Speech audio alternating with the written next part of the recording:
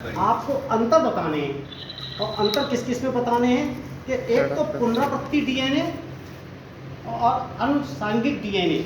अनुसांगिक DNA को satellite DNA भी कहते हैं। क्या कहते हैं बेटा? Satellite DNA.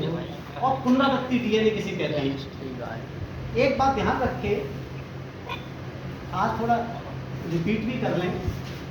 जैसे ये डीएनए है, डीएनए में अनुवांशिक सूचना क्षारों के क्रम में लिखी होती है। बार बार ये बात हम कह रहे हैं, इसमें कोई दिक्कत वाली बात तो नहीं है।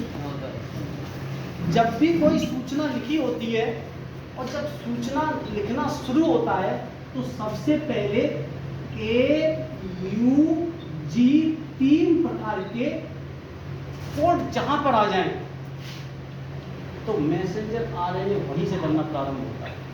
मैसेंजर आरएनए पर जब कोई भी सूचना क्षारों के क्रम में लिखना स्टार्ट होता है तो स्टार्ट होने के लिए सबसे पहले जो क्षारों का क्रम लिखा होता है AUG, ठीक है। इस AUG को हम प्रारंभिक कोडॉन कहते हैं। प्रारंभिक कोडॉन,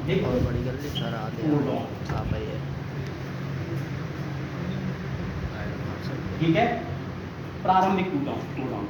इसके बाद बहुत सारे कोडॉन होते हैं। हमने आप लोगों को ये भी बताया है कि यहाँ तक समझ में आ गया तुम्हें? कोई दिक्कत? अनुवांशिक सूचना क्षारों के क्रम में होती है और AUG का मतलब होता है प्रारंभिक कोडॉन। इसी प्रकार से लास्ट में सबसे कोई भी जीन के अंदर, जीन क्या होता है कि डीएनए का एक ऐसा टुकड़ा जिस पर प्रोटीन को कोड करने के लिए किसी विशेष प्रकार की प्रोटीन को बनाने के लिए क्षारों का क्रम व्यवस्थित होता है। और जब क्षारों का क्रम व्यवस्थित होता है तो उसमें शुरू वाले क्षार जो 3 होते हैं वो मैसेंजर आरएनए पर इस प्रकार से होते हैं कि AUG का ही कोडॉन करते हैं और AUG को हम प्रारंभिक कोडॉन के नाम से जानते हैं, ठीक है। AUG को हम किस नाम से जानते हैं? प्रारंभिक कोडॉन के नाम से जानते हैं। अब बाकी के जिस प्रकार की प्रोटीन का निर्माण होना है, अब तुम्हें हमने ये भी उस दिन बता चुके थे कि ट्रांसफर आरएनए केवल 3 क्षारों को पड़ता है। जैसे आगे 3 क्षार, फिर अगले 3 क्षार, यही तो पड़ता है। तो हमने ये पहली बार तो आपको ये बताते हैं कि पुनरावृत्ति डीएनए कैसे कहते हैं। डीएनए में कुछ क्षारों का क्रम बार बार आता रहता है। ऐसे डीएनए के खंड जिसमें जब किसी विशेष कुछ क्षारों का क्रम बार बार रिपीट होता रहे तो इसे पुनरावृत्ति डीएनए या रिपीटिंग डीएनए का नाम दिया गया। समझ में आ गया? डीएनए के अंदर क्षारों का क्रम बार बार रिपीट हो, ऐसे क्षारों के क्रमों को, ऐसे क्षारों के अनुक्रम को या सीक्वेंस को हम क्या कहते हैं? पुनरावृत्ति डीएनए। डीएनए के ऐसे खंड को, डीएनए के ऐसे टुकड़े को हम पुनरावृत्ति डीएनए कहते हैं। देखो तुम्हारे किताब में जो क्वेश्चन नंबर कल हमने हर्षे तथा चेज का प्रयोग लिखाया, ये शायद प्रश्न नंबर 7 है और 8वां प्रश्न में तुमसे अंतर पूछे गए हैं। वो अंतर कौन कौन से पूछे गए हैं तो प्रश्न बता रहे, पुनरावृत्ति डीएनए तथा अनुसंगति डीएनए में अंतर बताइए। पहला अंतर उन्होंने ये पूछा है, अभी हम आपको लिखा भी देंगे। तो हमने पुनरावृत्ति डीएनए का बात बताई चुके, समझ में आ गया होगा, कोई दिक्कत नहीं। अब अनुसंगिक डीएनए क्या होता है? एक किसी भी डीएनए का वह हिस्सा, पुनरावृत्ति डीएनए का वह हिस्सा जो डीएनए से अलग छोटे से खंड के टुकड़े के रूप में जुड़ा रहता है, डीएनए से अलग से जुड़ा रहता है, ऐसे टुकड़े को हम अनुसांगिक डीएनए या सैटेलाइट डीएनए के नाम से जानते हैं। अंग्रेजी में से सैटेलाइट डीएनए कहते हैं और हिंदी में से अनुसांगिक डीएनए के नाम से जानते हैं। यहाँ तक समझ में आ गया? तो 2 अंतर हो गए तुम्हारे। एक तो हमने कौन सा बताया? रिपीटिंग डीएनए, जिसको हिंदी में कहते हैं पुनरावृत्ति डीएनए, और दूसरा बताया तुम्हें अनुसांगिक डीएनए।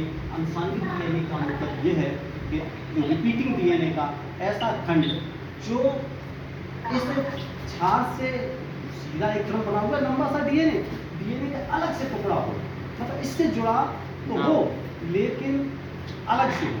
कभी कभी हमारी बात समझ गए कि नहीं समझ पाए? अलग से जुड़ा होता है और ऐसा लगता है कि डीएनए का अलग ही टुकड़ा है। क्लियर बात क्लियर हो गई नहीं होगी?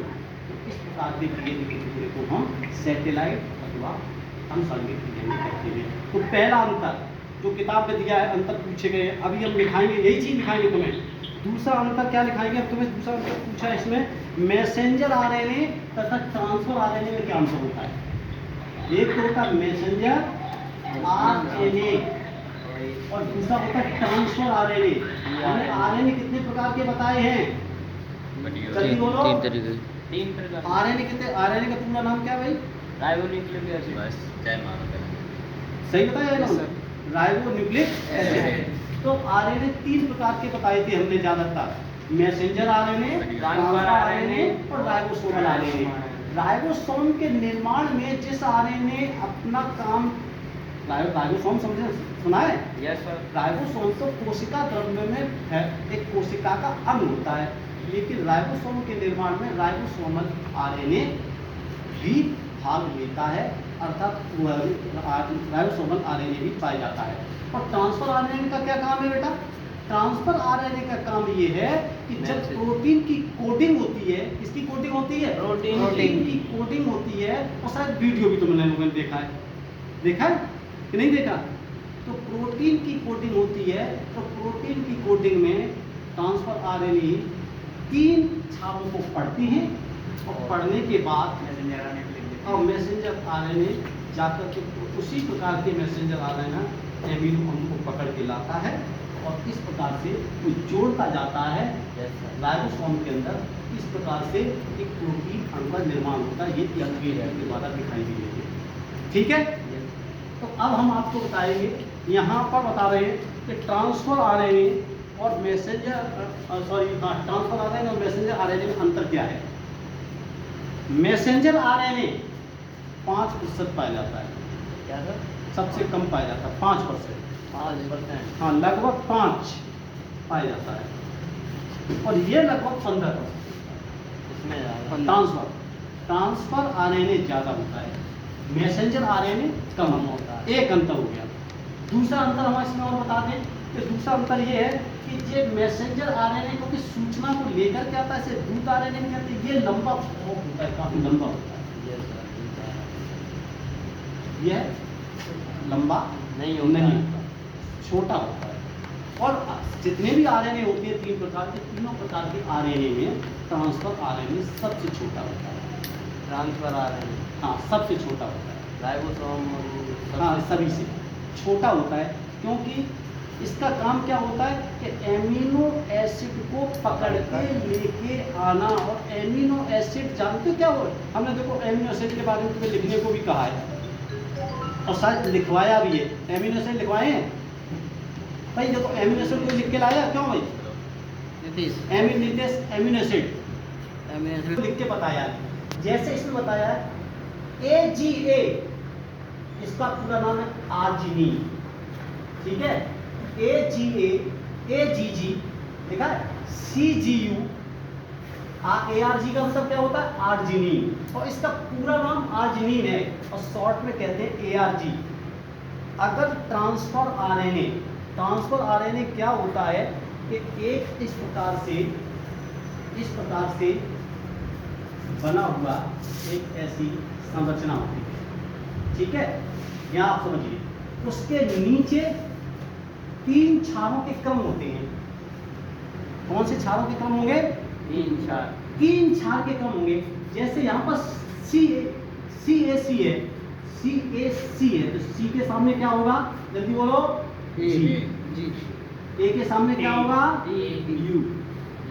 आरएनए में आरएनए तो है। और C के सामने क्या होगा? तो GUG।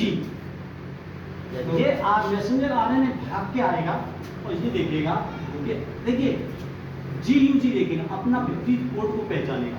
इसको एंटी कोडॉन कहते हैं। क्या कहते हैं? Anti codon.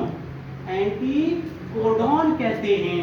एंटी माने जो कोड लिखा है उसका विपरीत कोड इस ट्रांसफर आने के ऊपर एक छोर पर लिखा होता है, एक छोर पर जुड़े होते हैं, और वो भाग के जाकर के अपने छाप को रीडिंग लेता है। उसने जैसे रीडिंग ली CAC, सर GUG क्या प्रोटीन है ये क्या है? GUG हाँ छार, 3 छार जुड़े हुए हैं। छार तो समझ गए, हाँ 5 छार बताए थे, उनमें से 3 छार जुड़े हुए हैं। अब देखिए C के सामने क्या होता है? G, वानी बिल्कुल वानी ने। A के सामने क्या होता है? यूरेसिल। अमीन की जगह यूरेसिल होगा। हाँ सर और ये C के सामने क्या होगा मान लीजिए? ग्वानिन। ग्वानिन। अब ये क्या करेगा, इस छार को पढ़ करके यहाँ से रीडिंग लेगा, और ये देख लो आप GUG का मतलब क्या होता है?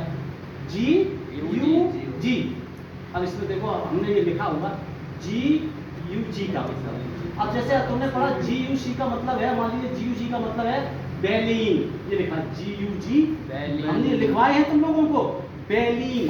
तो बैलीन नाम का एमिनो अम्ल, बैलीन को शॉर्ट में BAL कहते हैं, तो बैलीन नाम के एमिनो अम्ल को पकड़ के लाएगा, और इससे आकर के जब ये मैसेंजर RNA राइबोसोम के साथ जुड़ता है, जब मैसेंजर RNA राइबोसोम के साथ जुड़ता है, तो उस राइबोसोम के अंदर ये एमिनो एसिड की एक लंबी श्रृंखला बनती जाती है।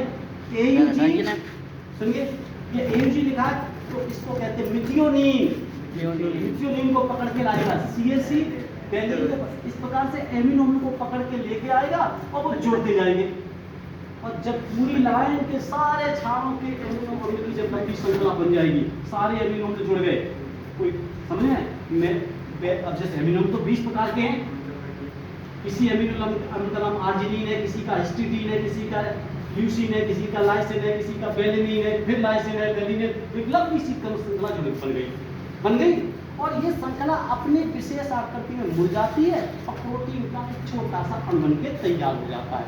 इस प्रकार से जो मैसेंजर RNA प्रोटीन की निर्माण की सूचना को DNA से लेकर के आता है। हमारी बात को समझ गए? तो आपको ये 2 बातें समझ क्लियर हो गई। तो सबसे पहले मैसेंजर RNA और ट्रांसफर RNA में अंतर बताना है। तो मैसेंजर RNA क्या काम करता है, ये तो अंतर हो गया। मैसेंजर RNA आनुवांशिक सूचना को DNA के सांचा रज्जु कह लीजिए, सांचा रज्जु को हिंदी में, इंग्लिश में टेम्पलेट स्ट्रैंड कहते हैं, से अनुलेखित करके लाता है और राइबोसोम स्थल पर जुड़ता है। क्लियर हो गया? मैसेंजर RNA का काम हो गया, यही तो हुआ। अब ट्रांसफर RNA क्या है कि मैसेंजर RNA पर लिखी हुई आनुवांशिक सूचना को, क्षारों के क्रम को अपने एक सिरे पर एंटीकोडॉन की सहायता से उन क्षारों के क्रम की रीडिंग लेता है, और उस रीडिंग के हिसाब से एमिनो अम्ल को ला करके जोड़ देता है।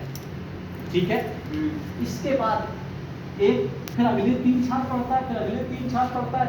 इस प्रकार से बहुत से ट्रांसफर एमिनो एसिड क्षारों को पढ़ करके क्या करते हैं, प्रोटीन कोडिंग का काम करते हैं, अर्थात एमिनो अम्ल को ला करके राइबोसोम के जो स्थल बने हुए हैं, उसमें 3 स्थल होते हैं राइबोसोम में।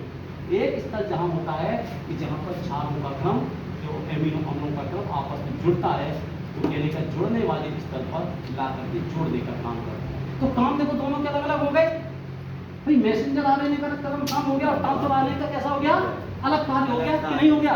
मैसेंजर RNA पर कोडिंग पाई जाती है, ट्रांसफर RNA पर एंटी कोडिंग पाई जाती है। मैसेंजर RNA लंबा होता है, ट्रांसफर RNA छोटा होता है। इस प्रकार से इस जो आपके अंतर है, जो प्रश्न नंबर 8 है, प्रश्न नंबर 8 में दूसरा अंतर मैसेंजर RNA और ट्रांसफर RNA का जो अंतर लिखना है, वो यही अंतर है कि आपको मैसेंजर RNA ट्रांसफर RNA यही अंतर बताएंगे, और एक आध अंतर लिखा देंगे, तो ये हमने तुम्हें अंतर बता दिया। ठीक है? अगला अंतर क्या पूछा है इसमें देखें। तीसरा अंतर ये बताना है कि किताब के क्वेश्चन है बुक का, हम अपनी ओर से कुछ नहीं बता रहे हैं। किताब में आपके में जो क्वेश्चन नंबर जो कल 7वां हो चुका था, 8वें क्वेश्चन में अंतर पूछे गए हैं, आप बुक के ऊपर देख लीजिए। पहला अंतर पूछा है उन्होंने पुनरावृत्ति डीएनए तथा अनुषंगिक डीएनए में क्या अंतर है। दूसरा अंतर पूछा है उन्होंने, मैसेंजर आरएनए और ट्रांसफर आरएनए में क्या अंतर है, दोनों क्या काम करते हैं, दोनों के काम अलग अलग है, दोनों की संरचना अलग है। वही अब लिखवा देंगे, अभी दो चार चार अंतर लिखवा देंगे, अंतर हो गया तुम्हारा, ठीक है। तीसरा अंतर उसमें है टेम्पलेट स्टैंड और कोडिंग स्टैंड। टेम्पलेट स्टैंड को किस स्टैंड के नाम से जानते हैं? सांचा स्टैंड के नाम से जानते हैं। टेम्पलेट स्टैंड मीन्स सांचा स्टैंड। अब सांचा के स्टैंड को कहते हैं, डीएनए में कितने स्टैंड होते हैं? दो। एक स्टैंड को क्या कहते हैं? Template stand. अब टेम्पलेट स्टैंड का मतलब है, देख रहे दो रज्जुक होते हैं, रज्जुक ये नहीं रस्सी जैसी, जैसे बिजली के तार, दो तार इकट्ठे हुए हैं एक दूसरे से, तो उन्हें दो तार जब एक दूसरे से इकट्ठे होते तो आपने देखा होगा इसी प्रकार से तो चलते हैं। अब उन तारों के बीच में ये मान लो यहाँ पर दो कंडीशन है, लेकिन इनके बीच में ये जुड़े कैसे होते हैं? तार तो इकट्ठे होते हैं, वो तो इकट्ठे होते से कार जुड़ जाते हैं, लेकिन ये झाड़ जुड़े होते हैं हाइड्रोजन बॉन्ड से। ये मान लीजिए टी है तो यहाँ ए होगा, यहाँ ए है तो यहाँ टी होगा, ये हाइड्रोजन बॉन्ड से जुड़ी होती है, बस यही तो है। एक को हम कहते हैं टेम्पलेट स्टैंड, टेम्पलेट टेम्पलेट का मतलब सांचा, इसका अंतर पूछा हमने, और दूसरे को कहते हैं coding stand, COADING, coding stand कहते हैं। टेम्पलेट स्टैंड क्या होता है? अनुवांशिक सूचना को मैसेंजर आरएनए के ऊपर कॉपी कर देता है जो सूचना लिखी हुई है, ठीक। तो टेम्पलेट स्टैंड क्या काम करता है?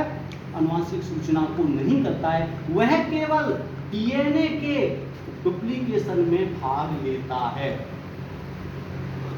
डीएनए के डुप्लीकेशन में कौन नहीं भाग लेते, लेकिन डीएनए के डुप्लीकेशन के अलावा ये मैसेंजर आरएनए के निर्माण में भी भाग लेता है। समझ में आ गया कि नहीं आया? तो इस प्रकार से अभी हम तुम्हें दूसरी बात, टेम्पलेट स्टैंड, टेम्पलेट स्टैंड होता है वो उसका एक सिरा 3 से स्टार्ट होता है और 5 पे खत्म होता है, और कोडिंग स्टैंड होता है 5 से शुरू होता है 3 पे खत्म होता है, ठीक। ये हम अंतर में अभी तुम्हें दिखाएंगे कि इसका मतलब। दूसरी बात, टेम्पलेट स्टैंड यही तो है, सांचा स्टैंड।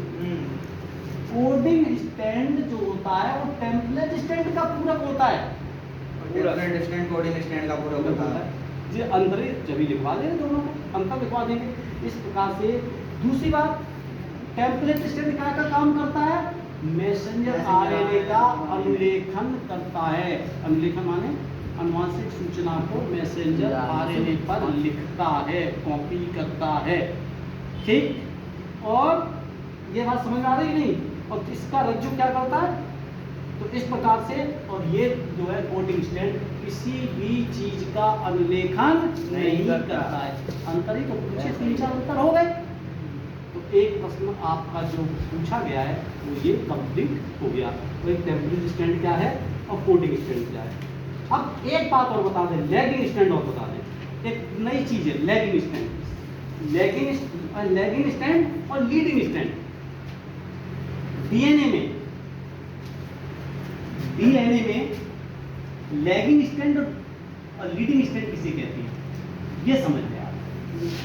जब डीएनए अपने जैसी 2 डुप्लीकेट कॉपी बनाता है, डीएनए के अंदर हमने ये बताया था कि अपने जैसी हूब बाई हूब दूसरी कॉपी बनाने की कैपेसिटी होती है, बिल्कुल हूब बाई हूब। और वो हमने तुम्हें ये बताया भी था पहले। अब जो बताया था, तो एक को हम कहते हैं लीडिंग स्टैंड और एक को कहते हैं लैगिंग स्टैंड। अच्छा, लीडिंग का मतलब, लीडिंग को हिंदी में कहते हैं सतत। लीडिंग का मतलब क्या है? सतत। सतत क्या होता है? एक स्टैंड होता है, जैसे ये 3 है तो देखिए ये वाला 5 होगा, ये वाला चल रहा है 3, और ये 5 है, 3 से 5 की ओर जो स्टैंड होता है उसको हम लीडिंग स्टैंड क्या कहते हैं, या सतत सतत, कंटिन्यूअस।